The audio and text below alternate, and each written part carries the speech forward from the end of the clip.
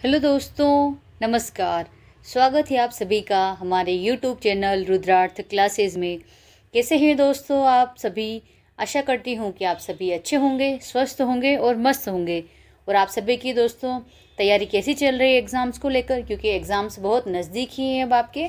अगर आप read mains की तैयारी कर रहे हैं तो जनवरी में आपके संभावित डेट दी गई है, वो आपके जनवरी में ही है। तो दोस्तों आज हम पढ़ने वाले हैं राजस्थान की ज्योग्राफी। और राजस्थान की ज्योग्राफी का भी एक महत्वपूर्ण टॉपिक है राजस्थान की नदियाँ। दोस्तों राजस्थान की नदियाँ जो है दोस्तों, राजस्थान की रिवर्स है। यहाँ से हर बार एग्ज़ाम में क्वेश्चन पूछता है और 3 से 4 क्वेश्चन लगभग एग्ज़ाम में यहाँ से राजस्थान के अफवाह तंत्र से क्वेश्चन पूछे ही जाते हैं। तो दोस्तों अफवाह तंत्र में हम पढ़ने वाले हैं, राजस्थान की नदियाँ पढ़ने वाले हैं हम। और ये क्लास आपके लिए दोस्तों कंप्लीट थ्योरी क्लास होगी। और इस क्लास के बाद हम आपके लिए एक एमसीक्यू क्लासेस भी हम लेकर आने वाले हैं। तो दोस्तों आज हम ये क्लास पढ़ने वाले हैं। ये क्लास दोस्तों चाहे आप 4th ग्रेड से लेकर आप चाहे RS तक की, चाहे आप 1st grade, 2nd grade, 3rd grade, किसी भी कंपटीशन एग्ज़ाम की, आप राजस्थान से संबंधित जो कंपटीशन एग्ज़ाम है, किसी भी एग्ज़ाम की आप तैयारी कर रहे हैं, उन सभी बच्चों के लिए ये क्लास बहुत इंपॉर्टेंट क्लास रहने वाली है। और मैं आप सभी को उम्मीद के साथ कह रही हूँ, एक आप सभी को विश्वास दिलाती हूँ कि इस क्लास के बाहर आपको एक भी क्वेश्चन देखने को नहीं मिलेगा। दोस्तों अभी जो क्वेश्चन पेपर हुआ था, वीडियो का भर्ती परीक्षा का जो आयोजन किया गया था, उस एग्ज़ाम में जितने भी हमने क्लासेस ली हैं अभी तक की, उसमें से एक भी क्वेश्चन बाहर नहीं गए हैं। जितने भी क्लासेस हमने ली है उन क्लासों में जो भी क्वेश्चन पूछे हैं, डायरेक्ट सीधे के सीधे आपके एग्जाम में क्वेश्चन पुट अप हुए हैं। तो प्लीज़ आप कंटिन्यू बने रहे चैनल पर। आप चैनल को लाइक कर दे, शेयर कर दे अभी आप अपने सभी दोस्तों में, और चैनल को आप सब्सक्राइब कर लें ताकि हम जितने भी नए नए वीडियोस लेकर आते रहें आपके लिए, तो वो सबसे पहले आप तक पहुंच जाए। तो दोस्तों हम वक्त ज़ाया नहीं करेंगे ज़्यादा बातों में, अब हम शुरू करते हैं राजस्थान का अफवाह तंत्र। तो दोस्तों हम राजस्थान के अफवाह तंत्र की बात करते हैं। अफवाह तंत्र में क्या आता है दोस्तों कि राजस्थान की नदियाँ आती हैं। तो इसकी बात करते हैं हम। तो राजस्थान की नदियों को हम कितने भागों में बांटते हैं? तो राजस्थान की नदियों को दोस्तों हम सबसे पहले हम 3 भागों में बांटेंगे। तो ये 3 भाग क्या है और हम क्यों बांट रहे हैं 3 भागों में? तो आइए हम देखते हैं कि 3 भागों में हम क्यों बांटते हैं और कैसे बांटा गया 3 भागों में। तो पहला विभाजन आता है दोस्तों, फर्स्ट बंगाल की खाड़ी की नदियाँ। जो दोस्तों राजस्थान का जो अफवाह का जो विभाजन किया गया है वो कितने भागों में? 3 भागों में किया गया है। तो दोस्तों बंगाल की खाड़ी की नदियाँ, फिर आता है अरब सागरी नदियाँ, फिर आता है आंतरिक प्रवाह की नदियाँ। अब आप ये सोच रहे होंगे कि मैडम आप क्या बात करने लगे, राजस्थान में कहाँ बंगाल की खाड़ी आती है, कहाँ अरब सागर आता है, कहाँ ये सब आता है? तो दोस्तों हम बात करने वाले हैं, ये है दोस्तों अपना भारत, ठीक है। इधर आता है दोस्तों अरब सागर और इधर आता है दोस्तों बंगाल की खाड़ी। बंगाल की खाड़ी। तो दोस्तों अपना राजस्थान कहाँ स्थित है? तो अपना राजस्थान इस जगह स्थित है, यानी कि उत्तर पश्चिम दिशा आप मान सकते हैं। यहाँ पर उत्तर पश्चिम दिशा में अपना राजस्थान स्थित है।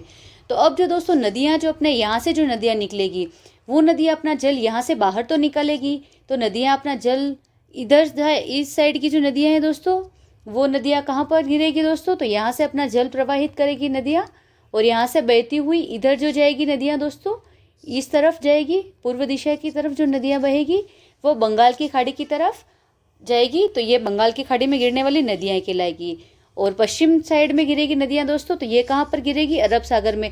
डायरेक्ट अरब सागर में ना गिर के, लेकिन उनका जो मेन क्षेत्र है, जैसे कि कच्छ की गाड़ी में गिर रही है या फिर उस क्षेत्र में ये गिर रही है, तो ये अरब सागर के अफाह क्षेत्र में ही आएगा ये वाला। तो अरब सागर की नदियाँ, अरब सागर में गिरने वाली नदियाँ कौन सी है, फिर बंगाल की खाड़ी में गिरने वाली नदियाँ कौन सी है, और आंतरिक प्रवाह की नदियाँ। तो आंतरिक प्रवाह क्या होता है दोस्तों कि आंतरिक प्रवाह वो होता है जो नदियाँ ना तो बंगाल की खाड़ी में गिर रही है, ना ही वो अरब सागर में गिर रही है। तो वो कहाँ गिर रही है कि यहीं से तो उत्पन्न हो रही है, वो यहीं से तो उत्पन्न हो रही है, यहीं पर ये खत्म हो रही है, यानी कि इनका अफवाह क्षेत्र बाहर नहीं है। तो ये 3 तरह की नदियां हैं दोस्तों, 3 तरह का अफवाह तंत्र है राजस्थान में। बंगाल की खाड़ी की नदियां, अरब सागरी और आंतरिक प्रवाह का। तो बंगाल की खाड़ी में जो नदियां गिरती है वो कितना प्रतिशत जल उनमें संग्रह रहता है? तो 24% जल बंगाल की खाड़ियों की नदियों का है। फिर अरब सागरी नदियों का इनमें कितना प्रतिशत जल रहता है? तो इनमें 16% जल रहता है। फिर आंतरिक प्रवाह की नदियों में कितना जल रहता है दोस्तों? तो 60% इनमें जल रहता है। तो सर्वाधिक आपको यहाँ से परसेंटेज भी पूछ सकता है, आपको यहाँ से सीधा सीधा क्वेश्चन कि बंगाल की खाड़ी की जो नदियाँ हैं उनका आप प्रतिशत बताइए, उनका जल कितना प्रतिशत है या फिर वो कितने प्रतिशत है, तो 24%। फिर अरब सागरी पूछ ले तो 16%। फिर आंतरिक प्रवाह की नदियाँ पूछ ले तो आपको 60%। तो आपको पहला क्वेश्चन तो यही बन गया है आपका। यहाँ से 2-3 क्वेश्चन यही बन जाते हैं कि बंगाल के कितने अफवाह तंत्र की नदियां हैं अपने राजस्थान में, तो बंगाल की खाड़ी, अरब सागरी, आंतरिक प्रवाह। फिर प्रतिशत से भी क्वेश्चन पूछ सकता है।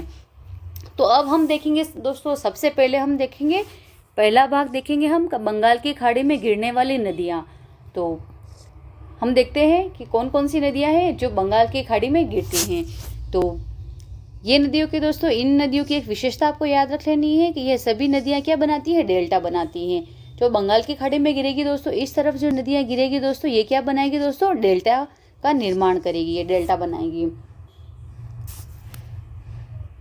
दोस्तों फर्स्ट नदी आती है हमारी जो बंगाल की खाड़ी में गिरती है। तो फर्स्ट नदी कौन सी आती है दोस्तों, चंबल नदी। मोस्ट इम्पोर्टेंट, आप इसको लगा लीजिए, मोस्ट इम्पोर्टेंट, आप इस नदी को लगा लीजिए। कोई सा भी ऐसा एग्ज़ाम नहीं राजस्थान का जहाँ पर उस एग्ज़ाम में चंबल की नदी से क्वेश्चन नहीं पूछा गया है। सिंगल क्वेश्चन यहाँ से हमेशा पूछा ही जाता है। तो चंबल नदी के बारे में हम पढ़ेंगे सबसे पहले दोस्तों। तो दोस्तों हमारी फर्स्ट नदी है चंबल नदी। इसका उद्गम कहाँ से होता है, तो जनापाव की पहाड़ियाँ से होता है। ये कहाँ पर है दोस्तों, तो ये महू मध्य प्रदेश में है। तो इसका उद्गम कहाँ से होता है, तो जनापाव की पहाड़ियाँ विंध्याचल पर्वतमाला है दोस्तों, वहाँ से होता है। और महू मध्य प्रदेश से इसका उद्गम होता है। और इसका बहाव क्षेत्र देखते हैं हम चंबल नदी का दोस्तों। तो बहाव क्षेत्र दोस्तों मध्य प्रदेश, राजस्थान और यूपी में। तो 3 राज्य में बहने वाली नदी है ये। कितने राज्य में, 3 राज्यों में बहने वाली नदी है ये, 3 राज्यों में बहने वाली नदी। अब इसका उद्गम तो मध्य प्रदेश से होता है। तो दोस्तों ये मध्य प्रदेश में बहती है सबसे पहले, फिर राजस्थान में बहती है, और फिर ये कहाँ बहती है, यूपी में बहती है। तो 1, 2 और 3 राज्यों में ये बहती है नदी। तो पहले मध्य प्रदेश से निकलेगी, राजस्थान में आएगी, फिर कहाँ जाएगी, यूपी में जाएगी। तो दोस्तों ये तो था इसका बहाव क्षेत्र। अभी राजस्थान में कहाँ से प्रवेश करती है ये नदी, तो राजस्थान में दोस्तों राज्य में प्रवेश करती है ये नदी। राज्य में प्रवेश की हम बात करते हैं तो राज्य में प्रवेश कहाँ से करती है ये, तो राज्य में प्रवेश चौरासीगढ़। और ये चौरासीगढ़ कहाँ है, तो दोस्तों ये चित्तौड़ में है, चित्तौड़गढ़ में है। ये राजस्थान में यहाँ से प्रवेश करती हैं। तो जनापाव की पहाड़ियों से निकलकर चौरासीगढ़, चित्तौड़ से ये राजस्थान में प्रवेश करती है ये नदी। और पहले मध्य प्रदेश में बहती है, फिर राजस्थान में बहती है, फिर ये यूपी में बहती है और यमुना में मिल जाती है ये। तो चंबल नदी है दोस्तों, ये मुरादगंज, इटावा यूपी में यमुना में मिल जाती है। तो दोस्तों ये हमने इसका पूरा बहाव देख लिया यहाँ से कि मध्य प्रदेश में बहते हुए, फिर राजस्थान में बहते हुए, फिर अंत में यूपी में बहते हुए, फिर जो मुरादगंज है दोस्तों, यूपी का मुरादगंज है इटावा में, वहाँ पर ये कहाँ मिल जाती है, तो ये यमुना नदी में मिल जाती है। तो यमुना नदी फिर कहाँ, यमुना नदी कहाँ गिरती है, तो यमुना नदी दोस्तों फिर इसमें दोस्तों यमुना नदी गंगा में मिलती है, और गंगा फिर अपना पानी कहाँ पर गिराती है दोस्तों, तो कहाँ पर, बंगाल की खाड़ी में प्रवाहित होती है। तो जो चंबल नदी है दोस्तों, फिर इसका इम्पोर्टेंट पॉइंट एक और आता है कि यमुना नदी की सबसे बड़ी सहायक नदी है चंबल नदी। तो क्वेश्चन ये भी पूछ ले कि जो यमुना नदी है दोस्तों, उसकी सबसे बड़ी सहायक नदी कौन सी है, तो चंबल इसकी सबसे बड़ी सहायक नदी है। फिर दोस्तों हम बात करते हैं कि चंबल नदी की कुल लंबाई की बात करते हैं। तो टोटल लंबाई की बात करेंगे तो 966 किलोमीटर आती है दोस्तों। 966 किलोमीटर इसकी कुल लंबाई है, यानी कि ये मध्य प्रदेश, राजस्थान और यूपी तक ये जो टोटल पूरी सीमा है दोस्तों, ये 966 किलोमीटर में बहती है ये। फिर आती है दोस्तों कि राजस्थान में इसकी कितनी लंबाई है। हमने टोटल तो देख लिए, फिर हम राजस्थान में अगर बात करते हैं तो यहाँ से एमपी से लेकर फिर राजस्थान में ये कितना किलोमीटर बहती है, तो सिर्फ 135 किलोमीटर राजस्थान में बहती हैं। तो ये भी आपको अच्छे से याद रखना है कि ऐसे पूछ ले कि कुल लंबाई कितनी है चंबल की, फिर राजस्थान में लंबाई कितनी है, तो ये दोनों पॉइंट याद रखने हैं। राजस्थान में 135 से कम है और फिर टोटल 966 किलोमीटर है। 966 में से 135 किलोमीटर कितने राजस्थान में ये बहती है, इसकी लंबाई है चंबल की। फिर आता है दोस्तों चंबल नदी 241 किलोमीटर राजस्थान व मध्य प्रदेश के मध्य प्राकृतिक सीमा बनाती है। तो आपको ये भी क्वेश्चन पूछ ले दोस्तों कि राजस्थान और मध्य प्रदेश के मध्य चंबल नदी कितने किलोमीटर की सीमा बनाती है? तो 241 किलोमीटर की सीमा बनाती है और ये प्राकृतिक सीमा बनाती है, ये प्राकृतिक रूप से ये सीमा बनाती हैं। फिर आता है दोस्तों कि चंबल जो नदी है दोस्तों राजस्थान के कितने जिलों में बहती है? तो ये क्वेश्चन भी इम्पोर्टेंट बन जाता है आपके लिए। तो कितने? 6 जिलों में दोस्तों ये बहती है। 6 जिले कौन कौन से हैं आइए हम देखते हैं। पहले चित्तौड़गढ़ के 84गढ़ से प्रवेश करेगी, ये हमने देख ही लिया है दोस्तों। पहले 84गढ़ से प्रवेश करेगी चित्तौड़गढ़ के। फिर ये दोस्तों बूंदी में, फिर कोटा, फिर सवाई माधोपुर, फिर करौली और फिर धौलपुर में प्रवेश करेगी। और फिर धौलपुर से दोस्तों यूपी में जाएगी और यूपी के दोस्तों इटावा, मुरादगंज इटावा में यमुना में मिल जाएगी चंबल नदी। तो ये थे दोस्तों सामान्य जानकारी चंबल नदी के बारे में। इसके बारे में और डिटेल है हम देखते हैं। अब हम देखते हैं दोस्तों चंबल नदी के उपनाम क्या क्या हैं। तो उपनाम क्या क्या है दोस्तों चंबल नदी के? तो पहला नाम आता है वर्षवाहिनी नदी, नित्यवाहिनी नदी, चर्मण्यवती नदी, राजस्थान की कामधेनु नदी। तो ये दोस्तों इसके अन्य नाम भी है। तो आपके इसके उपनाम है चंबल नदी के, ये नाम भी आपको अच्छे से याद रखने हैं क्योंकि उपनाम से भी क्वेश्चन पूछ सकते हैं कि चंबल नदी ना दे करके आपको पूछ ले कि राजस्थान की वर्षवाहिनी नदी कौन सी है, नित्यवाहिनी, या फिर पूछ सकता है सदावाहिनी, वाहिनी नदी कौन सी है, या फिर आपको पूछ ले कि मालव गंगा नदी कौन सी है। तो ये सारे दोस्तों नाम किसके हैं? चंबल नदी के नाम हैं। तो इसके उपनाम भी आपको अच्छे से याद रखने हैं। सबसे इम्पोर्टेंट नाम का आपका आता है दोस्तों राजस्थान की कामधेनु। तो राजस्थान की कामधेनु नदी कौन सी, किस नदी को कहते हैं? तो चंबल नदी को राजस्थान की कामधेनु नदी कहते हैं। फिर चर्मण्यवती, फिर नित्यवाहिनी, सदावाहिनी, मालव गंगा और वर्षवाहिनी, ये चंबल के उपनाम हैं।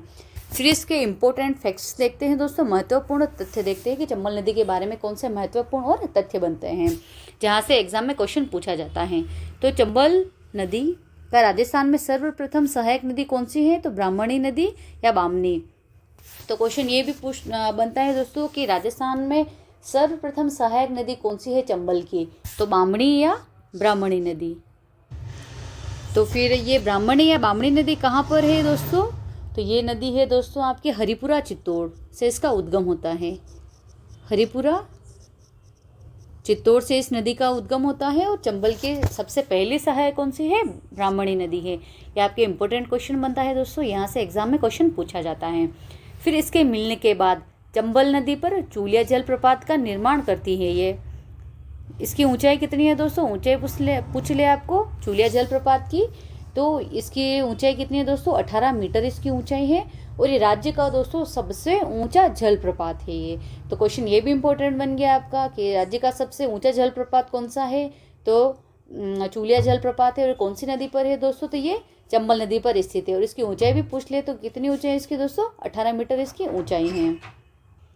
तो दोस्तों चूलिया जलप्रपात चित्तौड़ में, चित्तौड़गढ़ से आगे बेसरोडगढ़ के निकट ये जलप्रपात है। ये बेसरोडगढ़ के निकट ये जलप्रपात है चूलिया जलप्रपात। तो ये भी इम्पोर्टेंट क्वेश्चन बनता है आपके यहाँ से। फिर आता है दोस्तों चूलिया जलप्रपात चित्तौड़गढ़ चंबल नदी पर बना हुआ है। ये आपका आ ही गया है अभी बेसरोडगढ़। फिर आता है दोस्तों चंबल नदी के बारे में इम्पोर्टेंट फैक्ट्स और है। चंबल नदी घड़ियाल, उदबिलाव, गंगा की डॉल्फिन जलीय जीवों हेतु प्रसिद्ध है। तो दोस्तों ये भी क्वेश्चन पूछ सकता है कि चंबल नदी कौन से जलीय जीवों के लिए प्रसिद्ध है। तो दोस्तों क्वेश्चन पूछ ले कि चंबल नदी में कौन से जलीय जीव पाए जाते हैं? तो घड़ियाल पाए जाते हैं, उदबिलाव पाए जाते हैं और गांगेय डॉल्फिन भी कहते हैं उसे, गंगा की डॉल्फिन भी कहते हैं। तो इसके लिए चंबल नदी प्रसिद्ध है दोस्तों। और गांगेय डॉल्फिन का दोस्तों ये क्वेश्चन आपके रीट एग्जाम में पूछा गया है। ये क्वेश्चन आपके कि गंगेय डॉल्फिन कहाँ पर पाई जाती है? तो ये चंबल नदी में पाई जाती हैं। फिर आता गंगेय डॉल्फिन के बारे में दोस्तों इम्पोर्टेंट क्वेश्चन एक और फैक्ट और है कि गंगा की डॉल्फिन को भारत का राष्ट्रीय जलीय जीव घोषित किया गया है इसको। और कब किया गया है इसको? तो 5 अक्टूबर 2009 को घोषित किया गया है। तो दोस्तों यहाँ से इम्पोर्टेंट क्वेश्चन ये बना हुआ है एग्ज़ाम में कि भारत का राष्ट्रीय जलीय जीव कौन सा है। तो ये भी आपको इम्पोर्टेंट क्वेश्चन है और ये भी आपके रीट एग्जाम में पूछा गया क्वेश्चन है, तो ये भी आपको याद रखना है कि कौन सा है भारत का राष्ट्रीय जलीय जीव। तो ये गंगा की डॉल्फिन है, इसे गांगेय डॉल्फिन भी कहते हैं दोस्तों, गांगेय डॉल्फिन भी कहते हैं। और ये कहाँ पर पाया जाता है दोस्तों, ये चंबल नदी में पाया जाता है। और इसे कब घोषित किया, तो ये डेट आपको याद रखनी है 5 अक्टूबर 2009 को। अगर आपको ये 5 अक्टूबर याद ना रहे तो भी आपको वर्ष याद रख लेना है, 2009 में घोषित किया गया है। फिर आता है दोस्तों चंबल नदी के बारे में, तो राष्ट्रीय चंबल घड़ियाल अभ्यारण्य भी स्थित है इस नदी पर। और ये कितने राज्यों में स्थित है दोस्तों, तो ये एमपी, मध्य प्रदेश, राजस्थान और यूपी, ये 3 राज्यों में ये राष्ट्रीय चंबल घड़ियाल अभ्यारण्य स्थित हैं, ये 3 राज्यों में। तो आपको ये भी इम्पोर्टेंट फैक्ट है यहाँ से, ये भी आपको याद रखने जैसी चीज़ें आपको ये याद रखनी है। फिर राजस्थान का एकमात्र झूलता हुआ पुल या फिर इसे हैंगिंग ब्रिज भी कहते हैं, चंबल नदी पर ये बना हुआ है। और ये कहाँ पर है दोस्तों, कोटा जिले में बना हुआ है राजस्थान के। और नेशनल हाईवे भी पूछ ले तो ये NH 27 पर ये बना हुआ पुल है। ये राज्य का एकमात्र हैंगिंग ब्रिज कहाँ पर है दोस्तों, तो कोटा में है, चंबल नदी पर है। और हाईवे पूछ ले तो NH 27 है। फिर आता है दोस्तों कि राजस्थान का चंबल नदी का राजस्थान में प्रवेश कहाँ होता है, हमने देख ही लिया है, 84गढ़ चित्तौड़ से प्रवेश होता है ये। और पूरी चंबल पूरी तरह सर्पिलाकार में ये बहती है दोस्तों, ऐसे ऐसे पूरी ये नदी बहती है ये। तो सर्पिलाकार में बहकर बीहड़, खड्ड या फिर कंदराओं का निर्माण करती हैं। किसका करती है, कंदराओं का ये निर्माण करती हैं, इसलिए इसे उत्खात भूमि भी कहते हैं दोस्तों। तो बीहड़ की रानी किसे कहा गया है दोस्तों, तो करौली को कहते हैं, ये आपको याद रखना है। फिर चंबल वर्ष भर बहने वाली राज्य की एकमात्र नदी है, हमने इसके दोस्तों उपनाम में भी पढ़ा है, सदावाहिनी, नित्यवाहिनी। तो ये चंबल नदी जो है दोस्तों राजस्थान की एकमात्र नदी है जो वर्ष भर बहती है, यानी कि इसमें वर्ष भर पानी आपको देखने को मिल जाएगा। फिर राज्य की सबसे लंबी नदी की बात आ जाती है, तो ये भी चंबल नदी है कि राज्य की सबसे लंबी नदी तो चंबल नदी है। राज्य में नहीं पूछा है दोस्तों, ये भी में और की में बड़ा अंतर है। में अलग नदी आ जाती है और राज्य की में अलग नदी आ जाती है। तो राज्य की सबसे लंबी नदी चंबल नदी है ये। फिर दोस्तों हम बात करते हैं कि चंबल नदी पर कौन कौन से बांध बनाए गए हैं। तो ये आपको यहाँ से आप इम्पोर्टेंट लगा लीजिए, पहले से ही बांध से आपको क्वेश्चन हमेशा पूछा गया है एग्जाम में। तो चंबल नदी पर कितने बांध बनाए गए हैं दोस्तों, तो 4 बांध बनाए गए हैं। और दोस्तों ये जो बांध बनाए गए हैं ये चंबल परियोजना के तहत ये बांध इस नदी पर बनाए गए हैं। चंबल परियोजना 1954, जो कि दोस्तों राज्य में स्वतंत्रता के बाद ये दोस्तों पहली बहुउद्देशीय परियोजना थी 1954। इसके तहत चंबल परियोजना के तहत राज्य चंबल नदी पर 4 प्रमुख बांध बनाए गए हैं दोस्तों। और ये चंबल परियोजना है दोस्तों, ये राजस्थान प्लस MP की, मध्य प्रदेश की हिस्सेदारी 50:50 में है। तो राजस्थान और मध्य प्रदेश की 50:50 की ये परियोजना है चंबल परियोजना। और इसके तहत इस नदी पर 4 बांध निर्मित किए गए हैं। तो इम्पोर्टेंट क्वेश्चन आपके ये एक बन गया दोस्तों कि चंबल परियोजना किन राज्यों के मध्य स्थित है, तो राजस्थान मध्य प्रदेश के मध्य स्थित है। और एक क्वेश्चन तो ये बन गया दोस्तों कि कौन से राज्य के बीच है चंबल परियोजना, तो राजस्थान मध्य प्रदेश। और फिर कितने अनुपात में है, तो कितने हिस्सेदारी है, तो राजस्थान की भी 50% है और मध्य प्रदेश की भी 50% है। तो ये भी आपके लिए एक इम्पोर्टेंट क्वेश्चन बनता है यहाँ से। फिर दोस्तों आपके 4 प्रमुख बांध कौन कौन से हैं, तो सबसे पहले आता है दोस्तों गांधी सागर बांध, ये मंदसौर MP में बना हुआ है।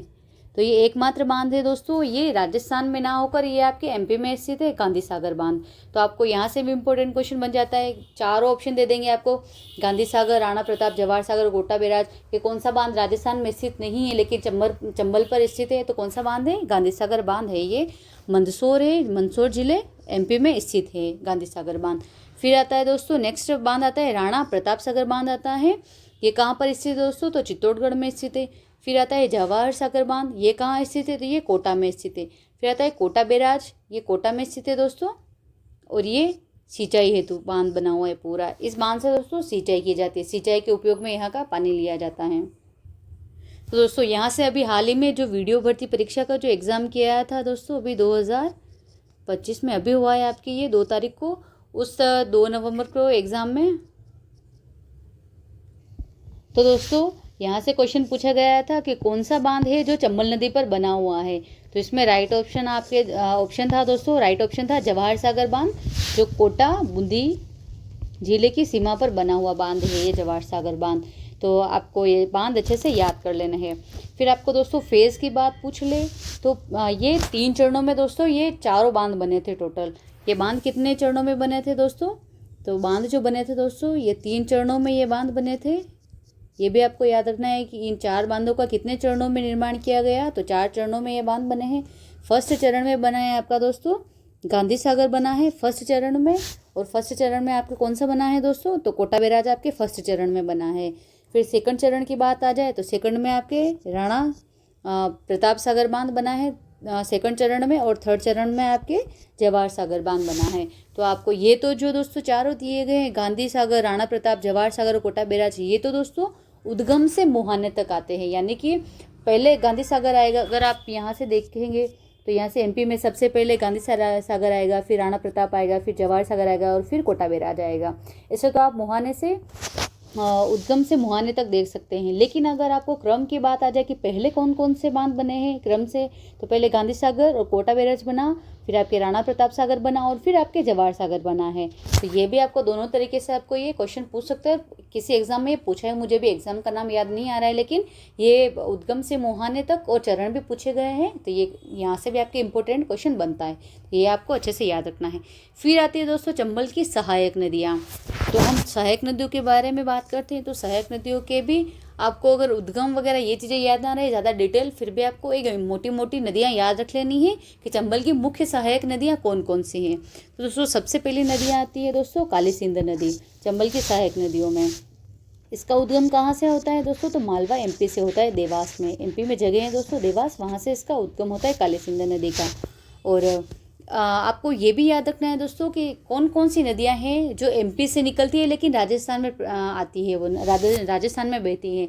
वो एमपी में ना बह करके ज़्यादा फिर राजस्थान में प्रवेश करती है वो नदियां। तो आपको जो एमपी से नदियां अपने राजस्थान में आती हैं वो नदियां भी आपको मुख्य रूप से याद रखनी है, क्योंकि ये भी एग्जाम में इम्पोर्टेंट पूछा गया क्वेश्चन है। तो जो काली सिंध नदी है दोस्तों ये एमपी से अपने राजस्थान में प्रवेश करती हैं, और ये झालावाड़ कोटा में बहती हैं। और फिर ये कोटाक में जो दोस्तों स्थान है नानेरा नाम का स्थान है, वहाँ पर ये फिर चंबल में मिल जाती है नदी है। तो आपको ये भी पूछ सकता है कि काली सिंध नदी राजस्थान में कहाँ से मिलती है? तो ये कोटा जिले से मिलती है, कोटा जिले में चंबल नदी में मिल जाती है। तो ये थे दोस्तों काली सिंध नदी। फिर आती है दोस्तों आहू नदी। इसका उद्गम कहाँ से है? तो सुसनेर की पहाड़ियाँ एमपी से। तो काली सिंध नदी का भी उद्गम एमपी से है, आहू का भी एमपी से है। फिर आहू नदी झालावाड़ में काली सिंध नदी में मिल जाती है। तो ये दोस्तों आहू नदी है, ये काली सिंध की सहायक है, और काली सिंध फिर चंबल में मिलते हैं। फिर झालावाड़ का गागरोन दुर्ग जो बना हुआ है दोस्तों किन नदियों के संगम पर बना हुआ है दोस्तों गागरोन दुर्ग? तो काली सिंध और आहू नदी के संगम पर बना हुआ है गागरोन दुर्ग। तो इम्पोर्टेंट क्वेश्चन ये भी बनता है आपके दुर्ग को लेकर आपके कि कौन सा दुर्ग किन नदियों के संगम पर बना हुआ है? तो गागरोन दुर्ग काली सिंध और आहू नदी के संगम पर बना हुआ है। ये भी आपके एक इम्पोर्टेंट क्वेश्चन है, और ये हर बार एग्जाम में पूछे गए क्वेश्चन है आपके ये। फिर आती है नेक्स्ट नदी दोस्तों परवन नदी। इसका उद्गम कहाँ से होता है? विंध्याचल पर्वत एमपी से इसका उद्गम होता है, और झालावाड़ बारां में बहते हुए काली सिंध की सहायक नदी है और इसमें मिल जाती है। फिर आता है दोस्तों यहाँ से इम्पोर्टेंट क्वेश्चन, ये आप इसको इम्पोर्टेंट लगा लीजिए क्योंकि ये भी एग्जाम में पूछा हुआ है। बारां का जो दोस्तों शेरगढ़ दुर्ग है, जिसे कोषवर्धनगढ़ दुर्ग के नाम से भी जाना जाता है दोस्तों, ये परवन नदी के किनारे स्थित है, परवन नदी के किनारे पर स्थित है। तो आपको ऑप्शन देके पूछ ले, दुर्ग के नाम दे दे और फिर नदियों के नाम दे दे कि कौन सा दुर्ग कौन सी नदियों के किनारे स्थित है। तो शेरगढ़ दुर्ग कौन सी नदी के किनारे स्थित है दोस्तों? तो परवन नदी के किनारे स्थित है। ये आपको मोस्ट इंपॉर्टेंट ये क्वेश्चन लगा लेना है आपको। और दोस्तों यहाँ से इम्पोर्टेंट फैक्ट एक और बनता है, परवन नदी जो है दोस्तों शेरगढ़ अभ्यारण्य से होकर बहती है दोस्तों। तो ये भी बनता है कि कौन सी नदी शेरगढ़ अभ्यारण्य से होकर बहती है? तो परवन नदी है वो दोस्तों शेरगढ़ अभ्यारण्य से होकर बहती है। और शेरगढ़ अभ्यारण्य ये भी पूछ ले कहाँ है? तो बारां में स्थित है ये। फिर नेक्स्ट नदी आती है दोस्तों आपके पार्वती नदी। तो इसका उद्गम देवास एमपी से होता है। दोस्तों चंबल की जो लगभग नदियां हैं इन सभी का उद्गम कहाँ से हो रहा है दोस्तों? एमपी से हो रहा है। तो आपको ये मैं वापस कह रही हूँ, आपको याद रखना है कि चंबल की कौन कौन सी नदियां हैं जिनका उद्गम एमपी से हो रहा है। फिर आता है दोस्तों ये कोटा और बारा के मध्य प्राकृतिक सीमा बनाती है। तो क्वेश्चन ये भी पूछ ले कि कौन सी नदी कोटा बारा के मध्य प्राकृतिक सीमा बनाती है? तो ये पार्वती नदी सीमा बनाती है, प्राकृतिक सीमा कोटा और बारा के मध्य। फिर आती है दोस्तों कुन्नू नदी। इसका उद्गम कहाँ से होता है? तो विंध्य पहाड़ियों से होता है, एमपी से इसका उद्गम होता है। फिर सीप नदी आती है, नेक्स्ट नदी दोस्तों सीप नदी है। इसका उद्गम कहाँ से हो रहा है? तो श्योरपुर एमपी से इसका उद्गम हो रहा है सीप नदी का। और रामेश्वर दोस्तों है, रामेश्वरम, ये कहाँ पर है? सवाई माधोपुर में, सवाई माधोपुर में बनास के साथ चंबल में मिल जाती हैं एवं त्रिवेणी संगम का निर्माण होता है। इसे मीणा, ये मीणा नहीं है दोस्तों, मीणा जनजाति का कुंभ भी कहते हैं इसको। तो दोस्तों यहाँ से भी इम्पोर्टेंट क्वेश्चन बनता है आपके कि रामेश्वर घाट है दोस्तों, ये सवाई माधोपुर में स्थित है और यहाँ पर 3 नदियों का संगम होता है। कौन से किन की नदियों का होता है? एक तो ये चंबल आ गई, फिर चंबल की सहायक ये बनास आ गई, ये तो हो गई आपके दोस्तों चंबल नदी। फिर ये आ गई आपके दोस्तों बनास नदी और यहाँ से आ जाती है दोस्तों आपके सीप नदी। ये कौन सी है? सीप नदी। और यहाँ पर दोस्तों क्या है? रामेश्वर स्थित है, रामेश्वर घाट स्थित है। यहाँ 3 नदियों का संगम होता है दोस्तों, त्रिवेणी संगम बनता है। इसे मीणा जनजाति का क्या कहते हैं? कुंभ कहते हैं। तो ये आपके इंपॉर्टेंट यहाँ से फैक्ट है, ये आपको याद रखना है। नेक्स्ट आती है दोस्तों चंद्रभागा फर्स्ट नदी। ये नदी दोस्तों झालावाड़ से निकलकर झालावाड़ में ही काली सिंध में मिल जाती है। फिर इस नदी के किनारे कौन सा मेला बढ़ता है दोस्तों? तो चंद्रभागा पशु मेला बढ़ता है चंद्रभागा नदी के किनारे। और ये कहाँ पर स्थित है? चंद्रभागा पशु मेला कहाँ बढ़ता है? झालावाड़ में बढ़ता है। और कौन सी नस्ल के लिए प्रसिद्ध है? तो ये गाय की नस्ल है दोस्तों, मालवी नस्ल, इसके लिए प्रसिद्ध मेला बढ़ता है ये चंद्रभागा पशु मेला। तो ये इम्पोर्टेंट फैक्ट है, ये भी आपको याद रखना है। फिर आता है दोस्तों कालीखोह नदी। इसका उद्गम कहाँ से होता है दोस्तों? तो झालावाड़ से इसका उद्गम होता है कालीखोह नदी का और झालावाड़ में ही ये परवन नदी में मिल जाती है कालीखोह नदी। फिर दोस्तों झालावाड़ का मनोहर थाना दुर्ग जो है दोस्तों वो कौन सी नदियों के संगम पर बना हुआ है? तो ये कालीखोह नदी और परवन नदी के संगम पर बना हुआ है मनोहर थाना दुर्ग। तो आपको ये संगम पर जो दोस्तों दुर्ग बने हुए हैं, अभ्यारण्य आ रहे हैं या फिर कुछ मेले भर रहे हैं, वो भी आपको अच्छे से याद रखना है। तो मनोहर थाना दुर्ग दोस्तों कौन कौन सी नदियों के संगम पर है? तो कालीखोह और परवन नदी के संगम पर मनोहर थाना दुर्ग बना हुआ है झालावाड़ में। नेक्स्ट नदी आती है दोस्तों ब्राह्मणी नदी।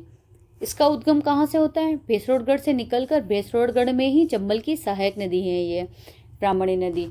और ये इसके बारे में इंपॉर्टेंट फैक्ट्स ये भी है दोस्तों कि ये ब्राह्मणी नदी जो है दोस्तों ये चंबल की प्रथम सहायक है। कि चंबल नदी जो आ रही है एमपी से, इसमें से सबसे पहली नदी कौन सी है राजस्थान की जो इसमें मिल रही है? तो ये ब्राह्मणी नदी है दोस्तों, ये चंबल नदी में मिलती है, प्रथम सहायक नदी है। फिर ब्राह्मणी इंपॉर्टेंट फैक्ट्स आपके लिए एक और है, ब्राह्मणी एवं चंबल नदी के संगम पर भैंसरोडगढ़ दुर्ग स्थित है। इंपॉर्टेंट क्वेश्चन ये भी बनता है आपके कि भैंसरोडगढ़ दुर्ग कौन सी नदियों के संगम पर बना है? तो चंबल और ब्राह्मणी नदी के संगम पर भैंसरोडगढ़ दुर्ग बना हुआ है।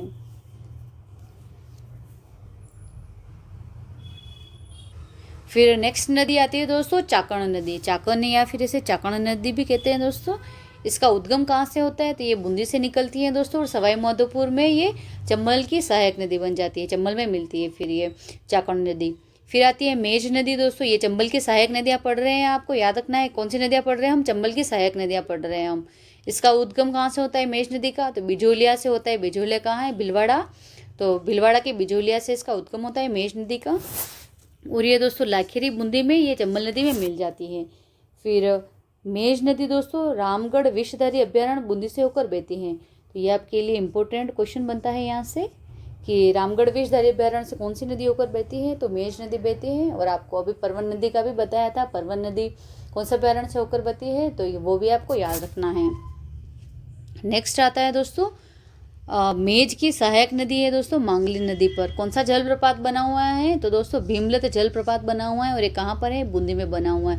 आपको जलप्रपात भी याद रखने हैं दोस्तों। हमने सबसे पहले जलप्रपात देखा था चूलिया जलप्रपात, जो चंबल नदी पर बना हुआ है। फिर नेक्स्ट है भीमलत जलप्रपात, ये कहाँ पर है?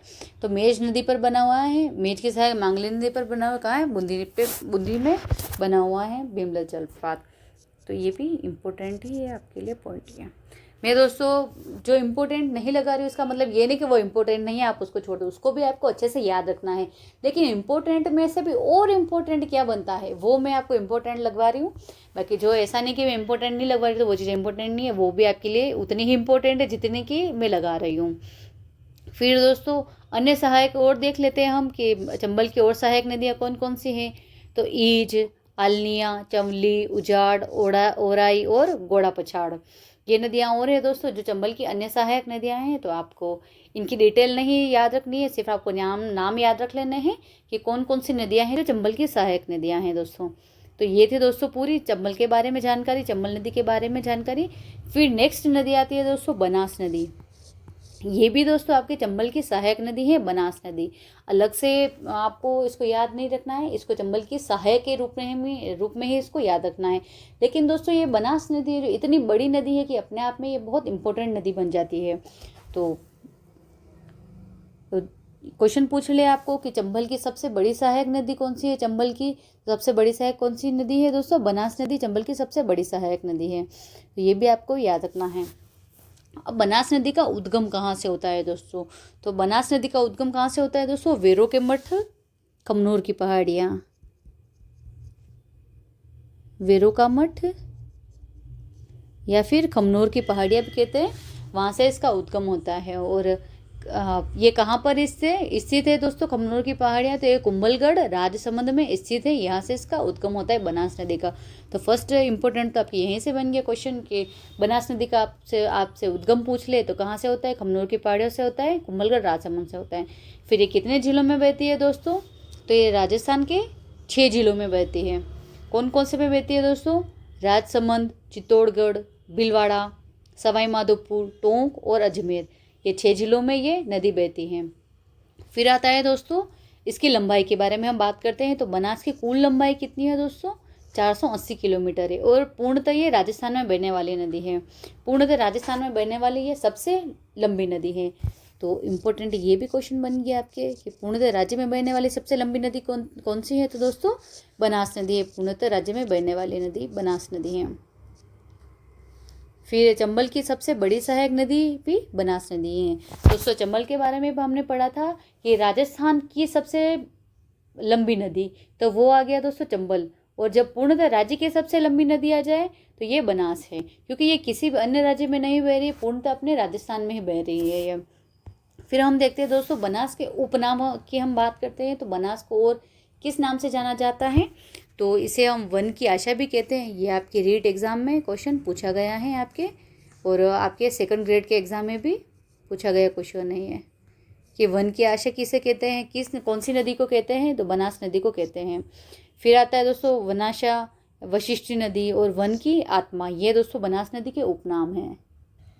और एक नाम और आता है दोस्तों इसमें, इसका प्यास की आस भी कहते हैं इस नदी को, प्यास की आस नदी।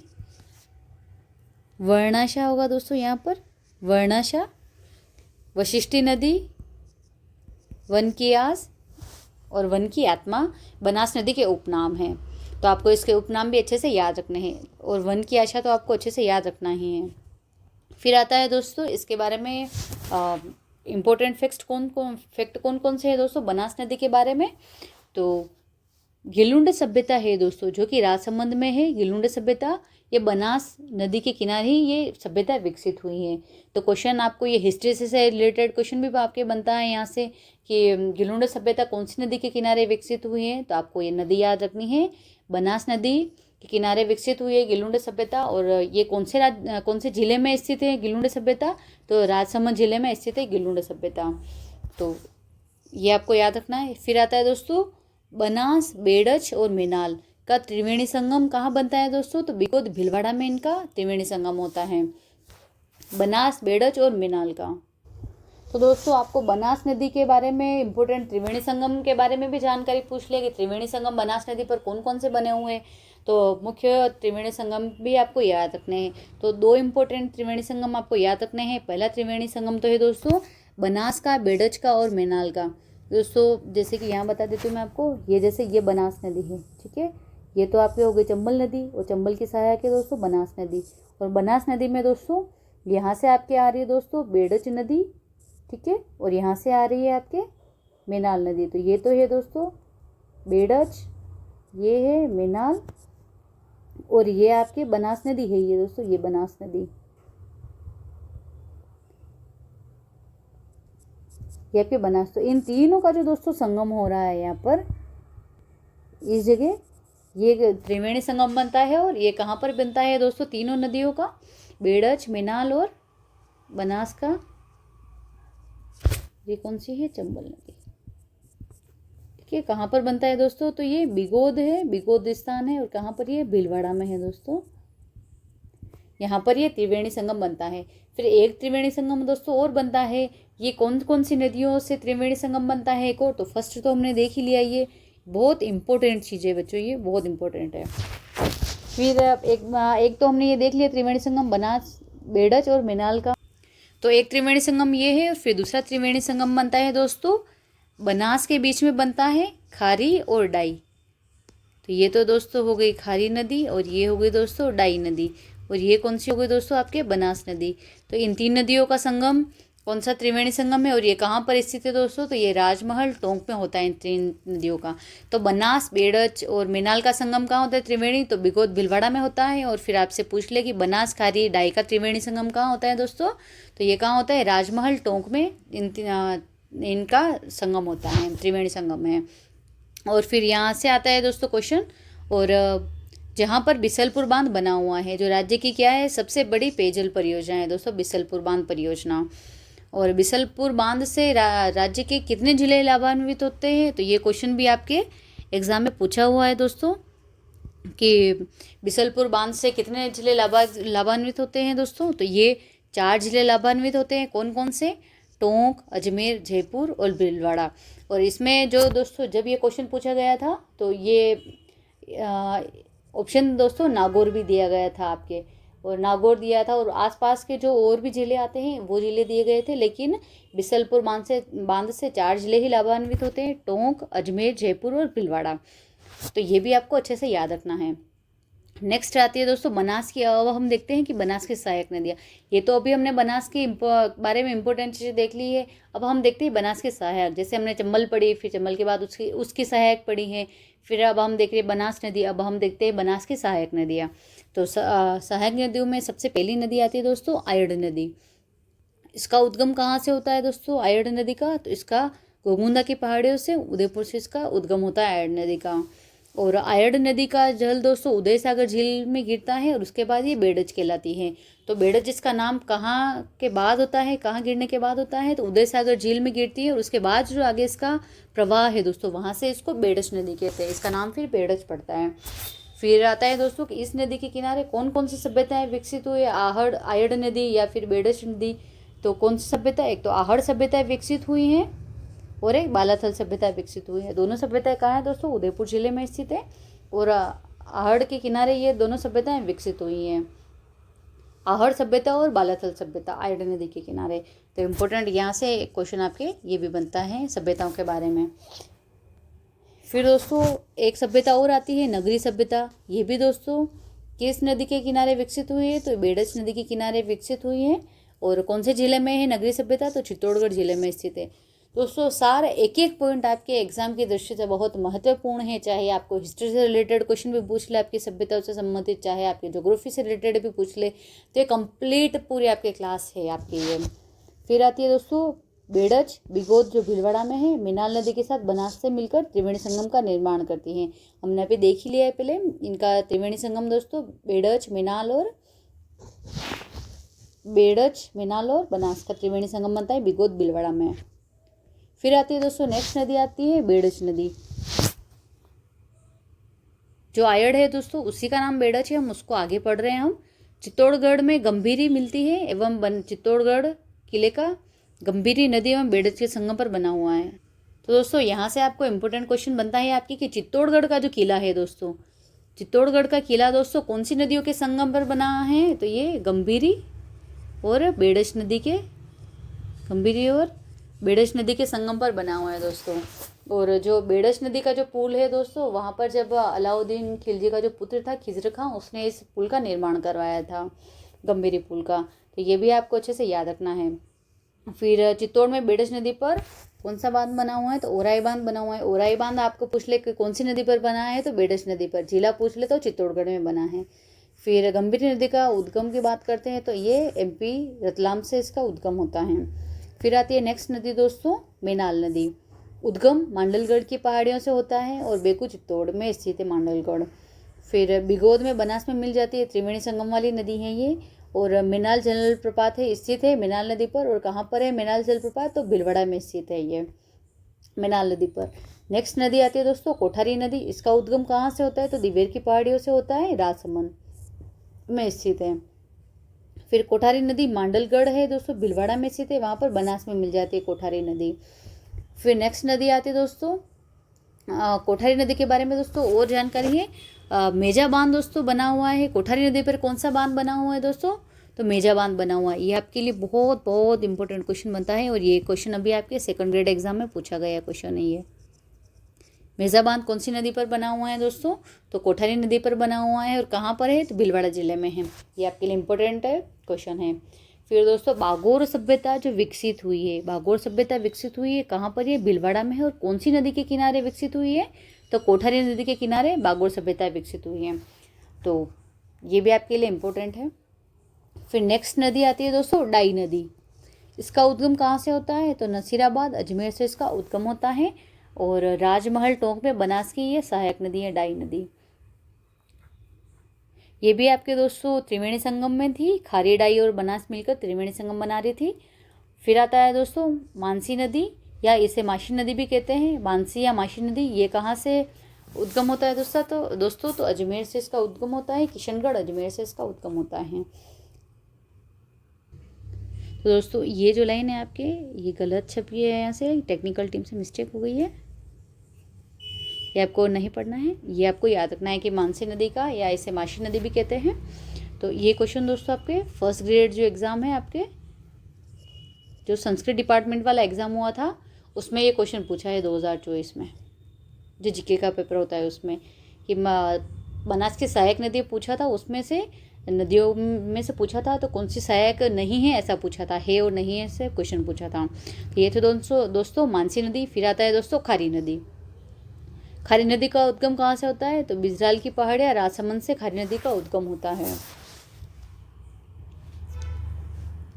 फिर आता है दोस्तों राजसमंद भीलवाड़ा अजमेर टोंक में ये नदी बहते हुए दोस्तों खारी नदी राजमहल टोंक के निकट डाई नदी के साथ बनास में मिलकर त्रिवेणी संगम का निर्माण करती हैं।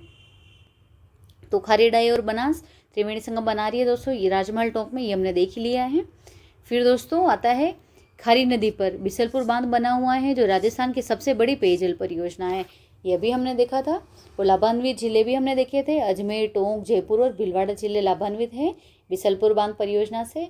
और गुर्जर समाज के जो दोस्तों आराध्य देव हैं देवनारायण जी का मंदिर आसिंद में बना हुआ है भीलवाड़ा में, और खारी नदी के किनारे ही स्थित है ये देवनारायण जी का मंदिर आसिंद भीलवाड़ा में। तो आपको क्वेश्चन ये भी पूछ ले कि देवनारायण प्रसिद्ध गुर्जर समाज के आराध्य देव हैं देवनारायण जी, इनका मंदिर कौन सी नदी के किनारे पर बना हुआ है, तो खारी नदी के किनारे पर यह मंदिर बना हुआ है। तो ये भी आपके हिस्ट्री के दृष्टिकोण से भी आपके लिए इम्पोर्टेंट क्वेश्चन बनता है। फिर नेक्स्ट नदी आती है दोस्तों बांडी नदी। इसका उद्गम कहाँ से होता है, तो जयपुर से इसका उद्गम होता है। नेक्स्ट नदी है दोस्तों मोरेल नदी। इसका उद्गम बस्सी जयपुर से होता है।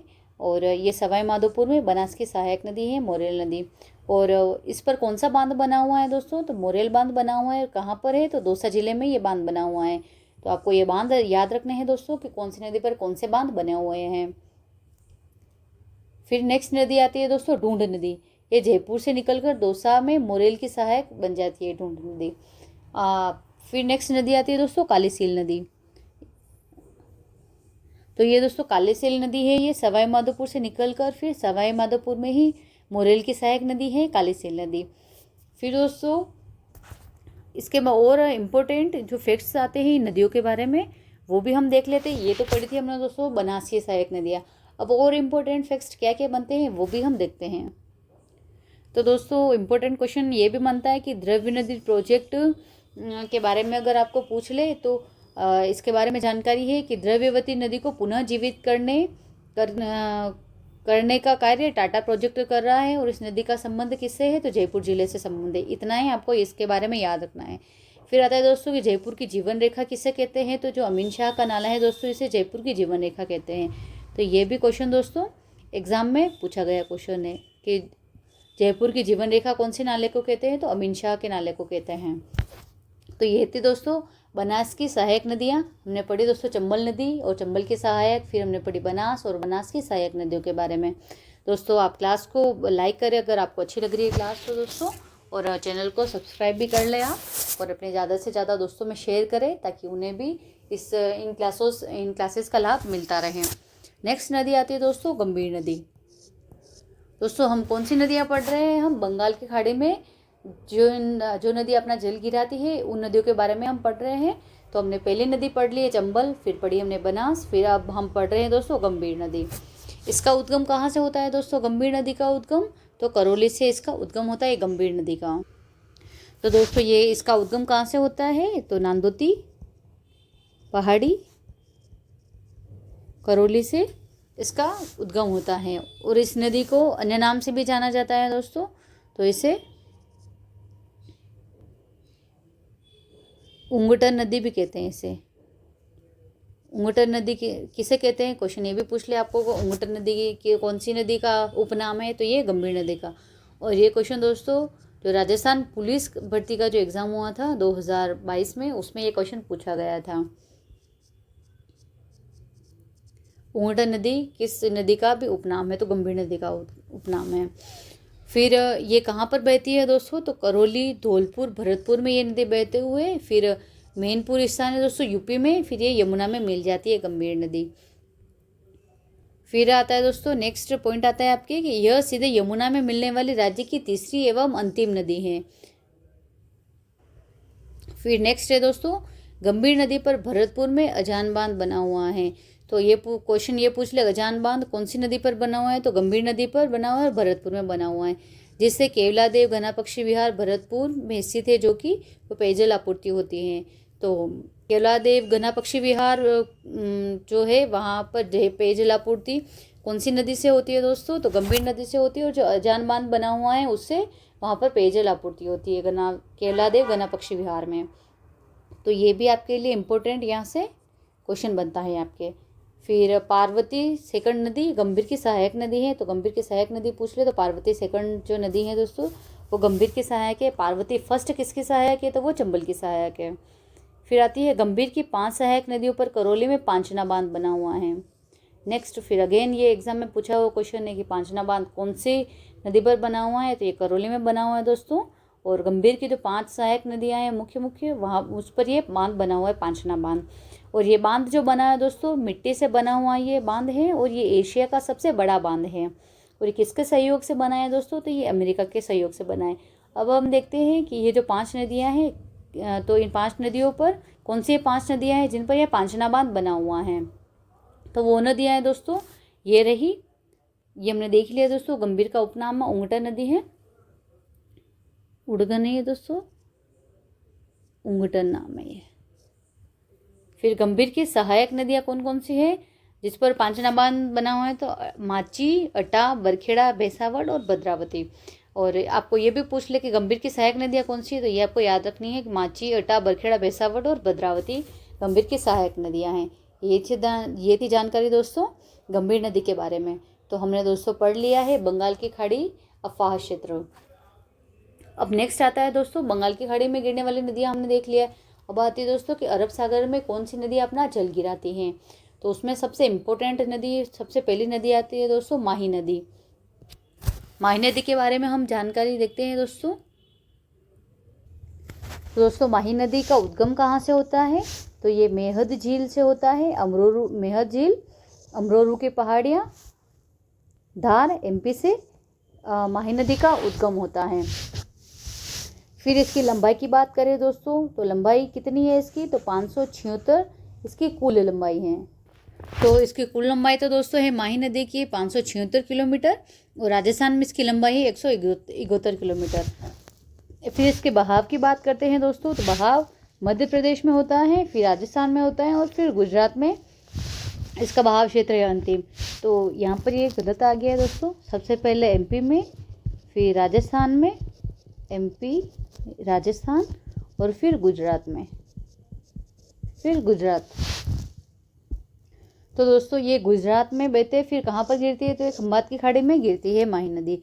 तो आपको ये भी याद रखना है कि माही नदी कहाँ गिरती है, तो खंबात की खाड़ी में गिरती है। फिर माही नदी का राजस्थान में प्रवेश कहाँ से होता है दोस्तों, तो खांदू गांव में दोस्तों बांसवाड़ा में है, यहाँ से राजस्थान में इसका प्रवेश होता है। फिर माही नदी राजस्थान में बांसवाड़ा डूंगरपुर में ये नदी बहती है, बांसवाड़ा डूंगरपुर और प्रतापगढ़। दोस्तों माही नदी जो है बांसवाड़ा एवं प्रतापगढ़ जिले के मध्य ये क्या बनाती है, प्राकृतिक सीमा बनाती है। तो प्राकृतिक सीमा कौन से जिलों के मध्य बनाती है माही नदी, तो बांसवाड़ा और प्रतापगढ़ जिले के मध्य प्राकृतिक सीमा बनाती है।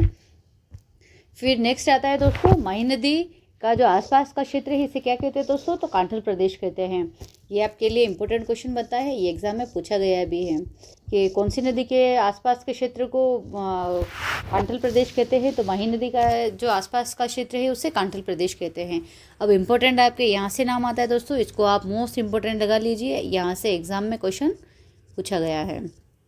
तो माही नदी के उपनाम कौन कौन से हैं, तो इसे राजस्थान की लिम्पोपो नदी कहते हैं, राजस्थान की कांगो जायरे नदी भी कहते हैं माही नदी को, फिर इसे दक्षिण राजस्थान की गंगा भी कहते हैं, इसे आदिवासियों की गंगा भी कहते हैं, कांठल की गंगा भी कहते हैं और इसे वागड़ की गंगा भी कहते हैं।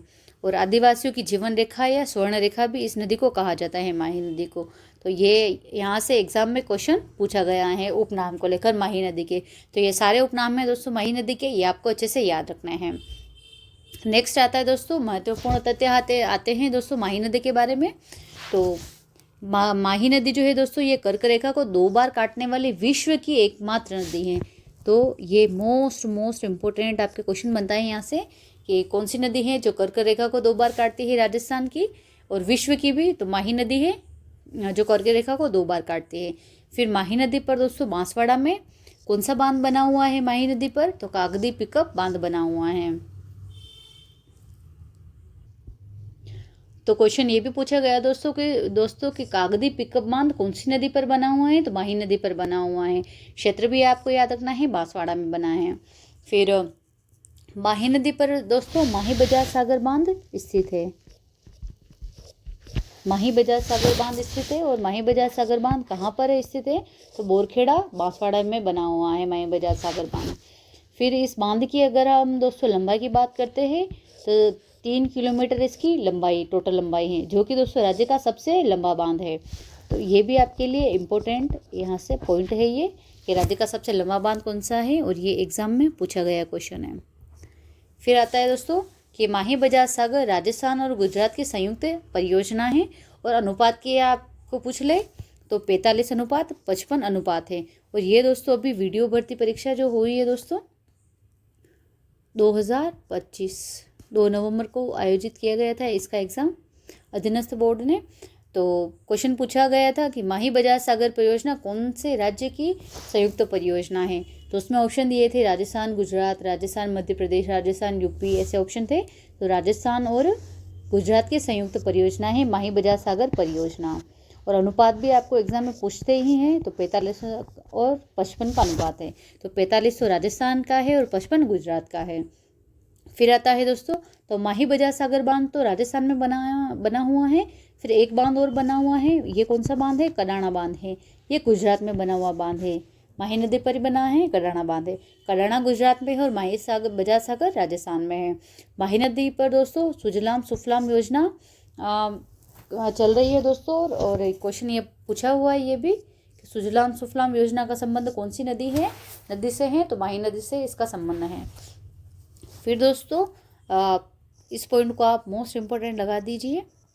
सोम, माही और जाखम नदियों का त्रिवेणी संगम है दोस्तों। त्रिवेणी संगम कहाँ बनता है, तो नवा टापरा, साबला, डूंगरपुर में इन तीनों नदियों का संगम होता है। और दोस्तों इन नदियों के संगम पर यहाँ पर माघ पूर्णिमा को विशाल मेला पड़ता है, जिसको दोस्तों आदिवासियों का कुंभ कहते हैं। ये भी आपको याद रखना है कि आदिवासियों का कुंभ किसे कहते हैं। वे कौन सी नदियों के त्रिवेणी संगम पर? तो सोममाही और जाखम नदियों के त्रिवेणी संगम पर ये मेला बढ़ता है। तो नवा टापरा, साबला, डूंगरपुर में ये संगम होता है। और माही की सहायक नदी है दोस्तों जाखम नदी है। तो इसको क्या कहते हैं? आदिवासियों की जीवन रेखा कहते हैं। तो क्वेश्चन ये भी बनता है कि आदिवासियों की जीवन रेखा तो जाखम को कहते हैं दोस्तों, ये भी आपको याद रखना है। फिर आता है दोस्तों, अब हम देखते हैं माही की सहायक नदियाँ कौन कौन से हैं। तो माही की सहायक नदियों में सबसे पहली नदी हम देखते हैं दोस्तों सोम नदी। सोम नदी की हम बात करें तो इसका उद्गम कहाँ से होता है? बिछामेड़ा की पहाड़ियाँ उदयपुर से इसका उद्गम होता है सोम नदी का। फिर डूंगरपुर में जाखम के साथ मिलकर ये त्रिवेणी संगम बनाती है सोम माही जाखम का, अभी हमने देखा ही है। फिर इस पर सोम कागदर परियोजना बनी हुई है जो उदयपुर में कार्यरत है। तो सोम कागदर परियोजना का संबंध पूछ ले तो कहाँ से है? तो उदयपुर जिले से है। फिर आती है दोस्तों सोम कमला अम्बा परियोजना, ये कहाँ पर कार्यरत है? तो डूंगरपुर में कार्यरत है। ये दोनों इंपॉर्टेंट क्वेश्चन है दोस्तों और ये एग्जाम में पूछे हुए क्वेश्चन है ये। फिर देव सोमनाथ का मंदिर सोम नदी के किनारे बना हुआ है। ये दोनों पॉइंट इस सोम नदी में आपके याद रखने के लिए बहुत इंपॉर्टेंट क्वेश्चन है। सोम कागदर परियोजना और सोम कमला अम्बा परियोजना। सोम कागदर परियोजना उदयपुर में कार्यरत है और सोम कमला अम्बा डूंगरपुर में है। फिर नेक्स्ट नदी आती है दोस्तों माही की सहायक में जाखम नदी। इसका उद्गम कहाँ से होता है? तो भंवर माता की पहाड़ या छोटी सादड़ी प्रतापगढ़ में स्थित है, यहाँ से जाखम नदी का उद्गम होता है। इसे क्या कह रहे थे दोस्तों अभी कि जो जाखम नदी है यह आदिवासियों की जीवन रेखा है। आदिवासियों की जीवन रेखा कौन सी नदी को कहते हैं? तो जाखम नदी को कहते हैं, जाखम नदी को कहते हैं।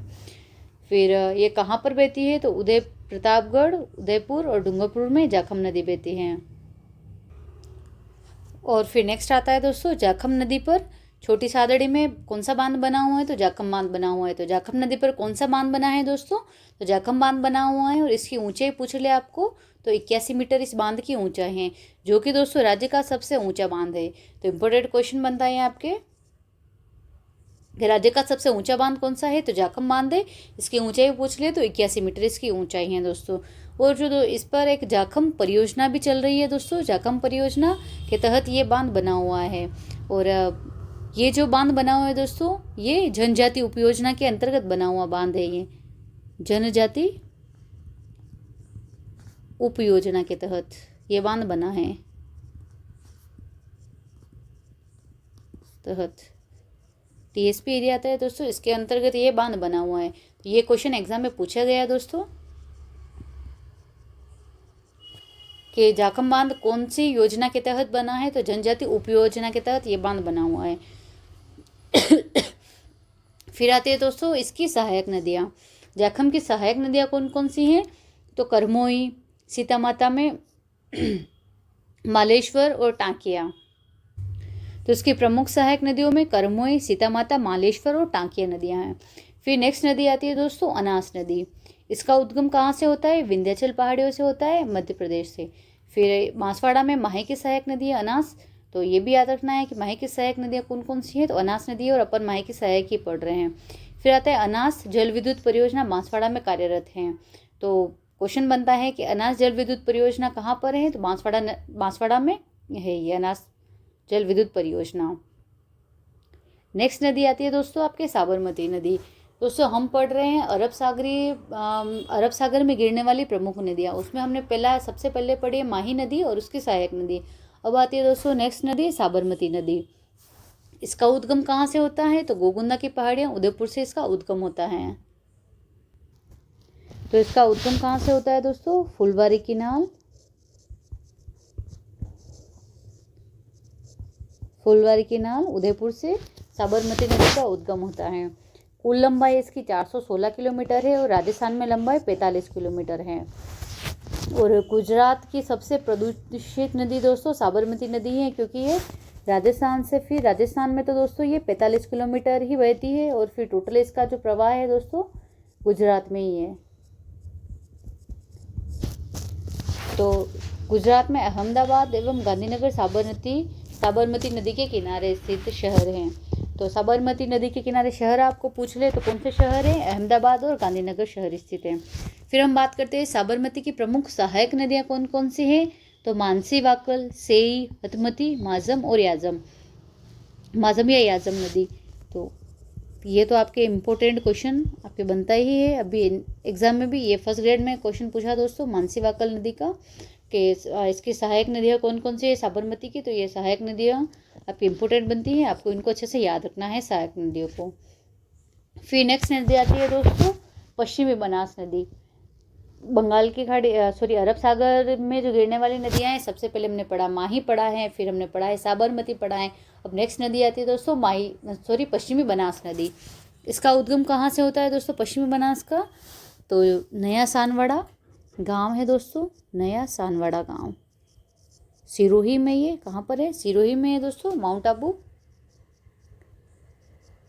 यहाँ से पश्चिमी बनास नदी का उद्गम होता है और ये गुजरात के दोस्तों कच्छ के रण में विलीन हो जाती है। यहाँ पर ये गिरती है दोस्तों पश्चिमी बनास नदी। और सिरोही का आबू रोड एवं गुजरात का दीसा शहर पश्चिमी बनास के किनारे स्थित है। ये भी आपको याद रखना है। और पश्चिमी बनास की आपको सहायक नदियाँ पूछ ले तो कौन सी है? सुकली एवं सिपू नदियाँ पश्चिम बनास की सहायक नदियाँ हैं। यहाँ से दोस्तों ये इम्पोर्टेंट क्वेश्चन बनता है यहाँ से इसके सहायक नदियों के बारे में। और इस पर आपको बांध की अगर बात करें तो सुकली सेलवाड़ा बांध दोस्तों इस नदी पर सिरोही में बना हुआ है। बांध की बात करें अपन तो सुकली सेलवाड़ा बांध,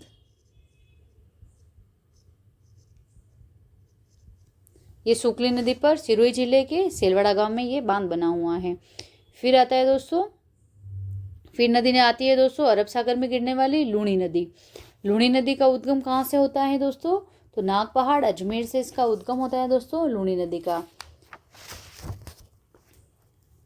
ऊंचाई तो दोस्तों लूणी नदी का उद्गम कहाँ से होता है? नाग पहाड़ अजमेर से इसका उद्गम होता है दोस्तों। फिर सरस्वती नदी और सागरमती नदी है। सागरमती नदियों के मिलने से लूणी नदी बनती है आगे, फिर इसे आगे लूणी नदी कहते हैं। यहाँ से सरस्वती नदी आती है, यहाँ से सागरमती और फिर यहाँ से ऐसे लूणी नदी।